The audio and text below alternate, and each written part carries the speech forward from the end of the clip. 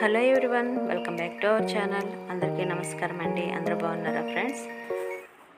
Okay, ఈరోజు video వచ్చేసి చూస్తున్నారు కదండి, మినప్పప్పుతో పచ్చడి. ఈ పచ్చడి అయితే చాలా టేస్టీగా ఉంటుంది. దీనికి ఇలా పొట్టు మినప్పప్పు తీసుకుంటే బాగుంటుంది. చాయ్ మినప్పప్పు కన్నా పొట్టు మినప్పప్పుతో ఈ పచ్చడి బాగుంటుంది.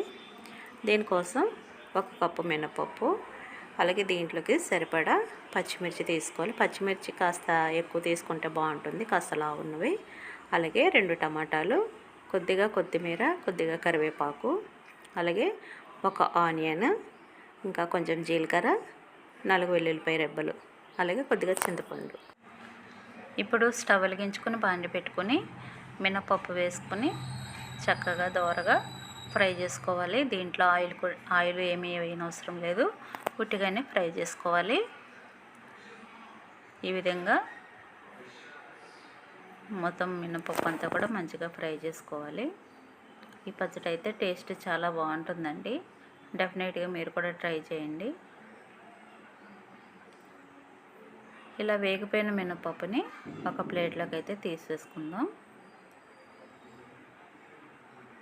పక్కకు తీసుకొని ఇప్పుడు అదే ప్యాన్లో కొద్దిగా ఆయిల్ వేసుకుని పచ్చిమిర్చి వేసి ఫ్రై చేసుకుందాం. పచ్చిమిర్చి కాస్త లావుంటే పచ్చడి బాగుంటుందన్నమాట. పచ్చిమిర్చి కాస్త ఫ్రై అయిన తర్వాత ఇప్పుడు ఇందులో కొత్తిమీర, కరివేపాకు వేసుకోవాలి. అలాగే ఆనియన్ కూడా వేసేసుకొని వెల్లుల్లిపాయ, జీలకర్ర ఇవి కూడా వేసేసుకోవాలి. ఒకసారి కలుపుకొని 2 నిమిషాలు అయితే చక్కగా ఇవి ఫ్రై అవ్వనివ్వాలి. ఇప్పుడు ఇందులో టమాటా ముక్కల్ని కూడా వేసుకోవాలి. ఈ టమాటా ముక్కలు వేసుకున్న తర్వాత దీంట్లోకి 1/2 టీ స్పూను పసుపు వేసుకోవాలి. పసుపు కూడా వేసుకొని ఒకసారి కలుపుకొని ఇవి చక్కగా మగ్గిపోనివ్వాలి. ఇంకా 5 మినిట్స్లో ఇవైతే మనకు మగ్గిపోయినాయి కదా. ఇప్పుడు చింతపండు కూడా వేసుకొని ఇంకొక నిమిషం పాటు మగ్గనివ్వాలి. ఇవి మగ్గిన తర్వాత స్టవ్ ఆపేసుకోవాలి. ఇప్పుడు మిక్సీ జార్ తీసుకుని అందులోకి ఫస్ట్ మినపప్పు వేసుకోవాలి. దీన్ని కొంచెం బరకగా మిక్సీ పట్టుకున్నాక ఫ్రై చేసి పెట్టుకున్న పచ్చిమిర్చి, టమాటా అవి కూడా వేసేసుకుని మిక్సీ పట్టేసుకోవాలి. దీంట్లో సరిపడా సాల్ట్ కూడా వేసుకోవాలి. మరీ మెత్తగా పట్టుకొని అవసరం లేదు. చూస్తారు కదా, ఈ విధంగా చేసుకుంటే సరిపోతుంది.